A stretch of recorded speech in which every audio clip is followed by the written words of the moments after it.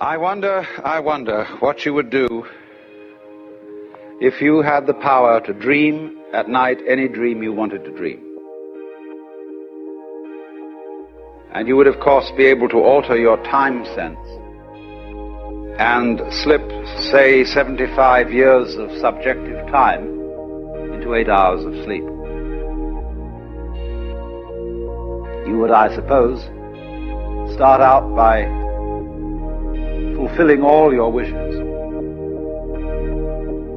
You could design for yourself what would be the most ecstatic life. Love affairs, dancing girls, wonderful journeys, music beyond belief. And then after a couple of months of this sort of thing, at 75 years a night, you would be getting a little taste for something different.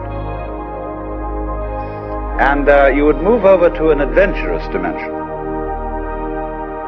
where there were sudden dangers involved and the thrill of dealing with dangers, and go on dangerous journeys, make wonderful explosions and blow them up, eventually get into contest with enemies.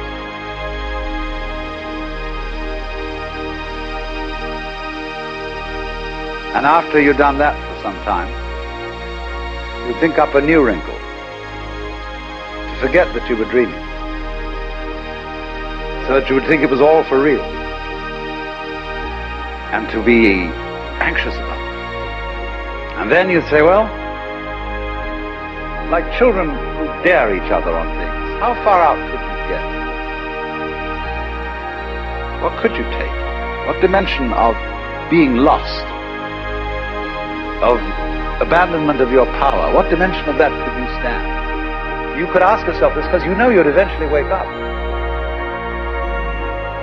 And after you'd gone on doing this, you see, for some time, you would suddenly find yourself sitting around in this room with all your personal involvement, probably, talking with me. How do you know that that's not what you're doing? Could be.